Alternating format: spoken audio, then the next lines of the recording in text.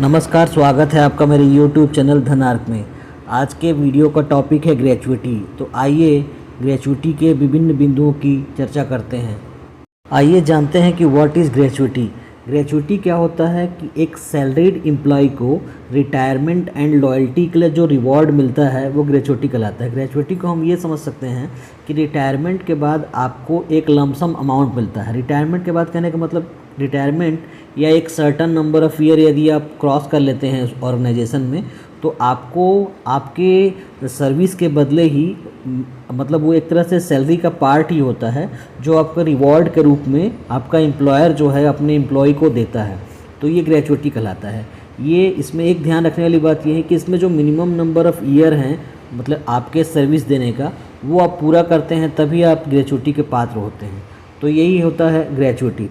Payment of gratuity act 1972। देखिए हुआ क्या था कि 1972 से पहले जो एम्प्लॉयर होता था वो कोई कंपलसरी नहीं होता था कि जब कोई एम्प्लॉई आपके ऑर्गेनाइजेशन को छोड़ के जा रहा है तो वो उसको ग्रेचुइटी दे। लेकिन 1972 में गवर्नमेंट ऑफ इंडिया ने पेमेंट ऑफ ग्रेचुइटी एक्ट लेके आया। इस एक्ट के अनुसार कोई एम्प्लॉयर जिसके पास 10 से ज़्यादा एम्प्लॉय काम करते हैं तो वो कंपलसरी होगा कि ग्रेचुइटी देगा। ठीक है। और ग्रेचुइटी कब देगा? जब वो certain number of year employ यदि उसके ऑर्गेनाइजेशन में certain number of year cross कर जाता है तो वो जो एम्प्लॉय होगा वो ग्रेचुइटी का पात्र बन जाता है। यही आपको एक्सप्लेन करता है पेमेंट ऑफ ग्रेचुइटी एक्ट 1972। आइए अब जानते हैं कि ग्रेचुइटी कैसे कार्य करता है, मतलब ये कैसे मिलता है।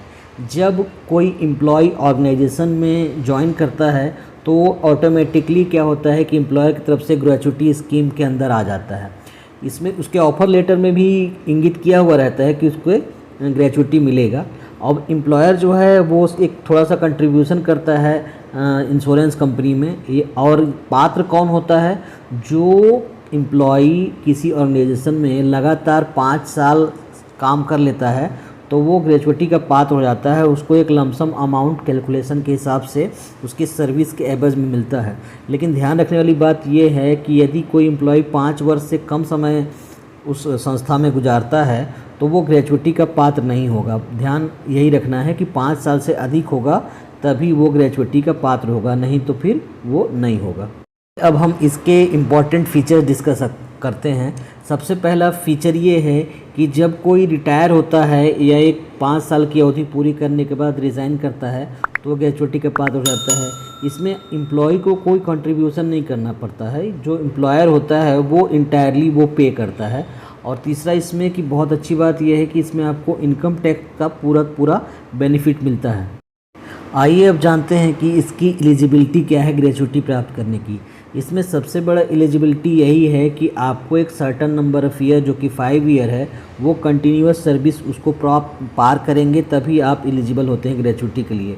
यदि आप 5 साल से कम या 5 साल से भी कम अगर आप उसमें कार्य करते हैं किसी ऑर्गेनाइजेशन में तो आपको ग्रेचुइटी नहीं मिल सकती। लेकिन 5 साल से कम में ही किसी कारण से एम्प्लॉय की डेथ हो जाती है, डिसेबिलिटी आ जाता है या इस टाइप का कुछ भी दिक्कत होता है तो भी उसे ग्रेचुइटी नहीं मिलेगी। लेकिन यदि मान लीजिए उसने 5 साल की अवधि पूरी कर ली है तो फिर क्या होगा कि अगर डेथ हो जाता है तो उसके नॉमिनी को जो उसका ग्रेचुइटी का जितना भी अमाउंट बनेगा वो उसके नॉमिनी को मिल जाता है। ये अब जानते हैं कि एम्प्लॉय को ग्रेचुइटी कब मिलती है, फिर किस रीज़न से मिलती है। जैसे सबसे बड़ा रीज़न तो यही होता है कि वो ऑर्गेनाइजेशन को छोड़ के जा रहा है।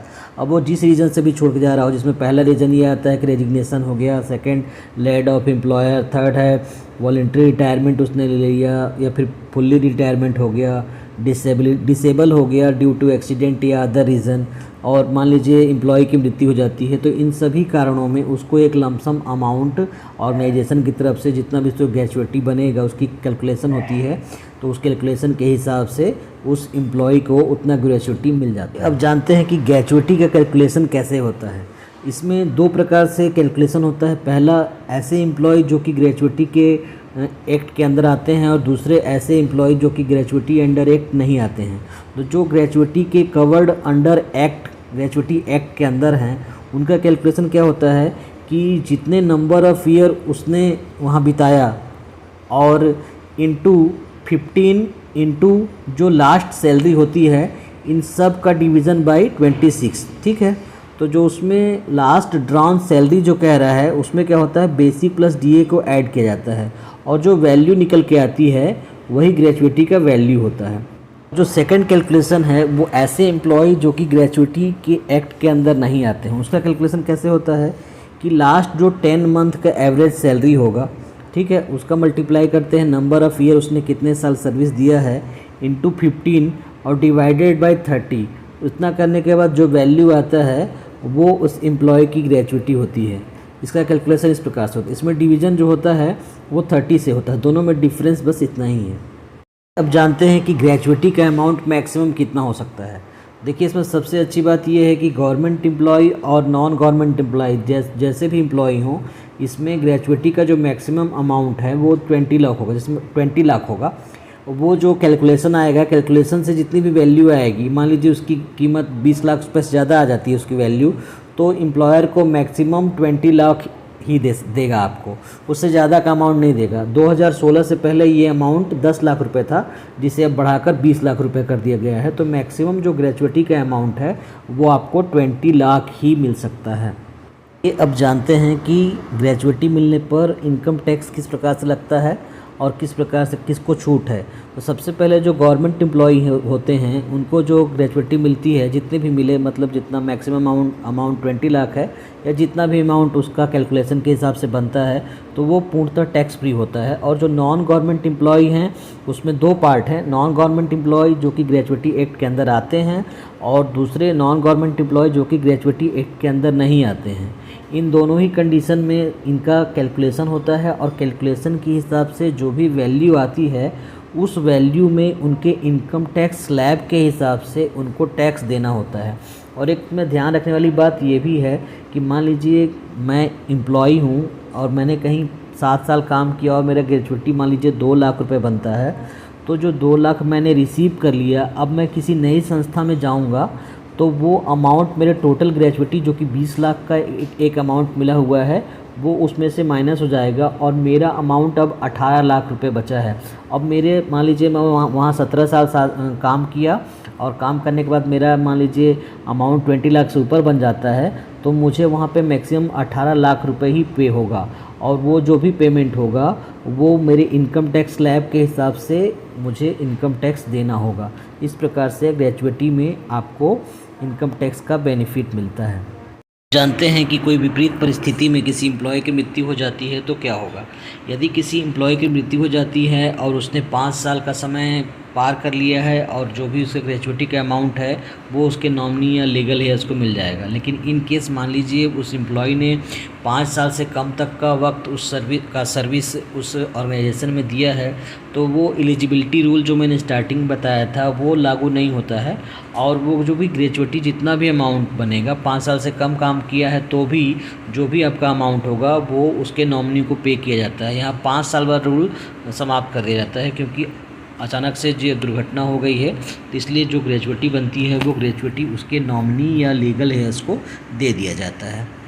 जानते हैं ऐसा कंडीशन जिसमें एम्प्लॉयर जो है वो ग्रेचुइटी देने से मना कर देता है। बहुत से ऐसे समस्या और ऐसे सिचुएशंस सामने आते हैं जिसमें कि एम्प्लॉयर जो है एम्प्लॉय को ग्रेचुइटी नहीं देता है। तो ऐसे कंडीशंस होते हैं जिसमें कि एम्प्लॉयर एम्प्लॉय को ग्रेचुइटी ना दे। इसमें सबसे इम्पॉर्टेंट जो है लैड ऑफ रीजन हो सकता है। मान लीजिए मिसकंडक्ट किया, वायलेंस, मोरल ऑफेंस हुआ या फिर उसकी मान लीजिए ऑर्गेनाइजेशन की प्रॉपर्टी को कोई डैमेज कर रहा है। मतलब जितना भी ऐसे रीजन्स हैं जिसने कि मान लीजिए एम्प्लॉय ने सही से काम नहीं किया, ये रीज़न नहीं हो सकता। कोई ऐसी मिसकंडक्ट कर दिया, उसके साथ दुर्व्यवहार कर दिया, अनुशासनहीनता की, तो इस कंडीशंस में ग्रेचुइटी देने से एम्प्लॉयर मना कर सकता है। बाकी कोई ऐसा कंडीशंस नहीं है जिसमें कि ग्रेचुइटी देने से एम्प्लॉयर मना कर दे। ये अब जानते हैं कि ग्रेचुइटी में नॉमिनेशन फैसिलिटी अवेलेबल है या नहीं। इसमें बिल्कुल ग्रेचुइटी में नॉमिनेशन फैसिलिटी अवेलेबल है। इसमें 1 साल की सर्विस पूरी करने के बाद एम्प्लॉई अपना नॉमिनी बना सकता है कि उसकी मृत्यु के पश्चात ग्रेचुइटी का अमाउंट किसको मिलेगा। वो किसी एक फैमिली मेम्बर को या एक से अधिक फैमिली मेम्बर को भी नॉमिनेशन भर सकता है, नॉमिनी बना सकता है। बस ध्यान रखने वाली बात ये होती है कि वो फैमिली मेम्बर्स ही होना चाहिए, कोई आउटसाइड फैमिली मेम्बर्स नहीं होना चाहिए। और एम्प्लॉय जो है वो इसको अपडेट कर सकता है। मान लीजिए शुरू में उसने अपने पिता को नॉमिनी बनाया और बाद में मान लीजिए उसकी शादी हो जाती है और वो अपनी वाइफ या बच्चे को बनाना चाहता है, तो वो समय के हिसाब से उसको अपडेट कर सकता है। और इम्पॉर्टेंट पॉइंट ये है कि जो मैटरनिटी लीव महिलाओं को सरकार की तरफ से मिलता है, वो वाला जो पीरियड होता है वो भी ग्रेचुइटी के लिए काउंट होता है, जिसमें 26 हफ्ते और 12 हफ्ते जितना भी अमाउंट मैटरनिटी लीव के लिए जितनी भी सरकार ने घोषित किया है, वो सारे डेज़ जो हैं वो ग्रेचुइटी में कैलकुलेट होते हैं। तो ये बेनिफिट महिलाओं को मिलता है। ये 29 मार्च 2018 से इफ़ेक्टिव है। यदि आपको मेरा वीडियो पसंद आ रहा है तो वीडियो को लाइक करिए और चैनल पर पहली बार आए हैं तो चैनल को सब्सक्राइब करिए। मैं ऐसे ही इम्पोर्टेंट वीडियो लाता रहूँगा। तब तक के लिए धन्यवाद।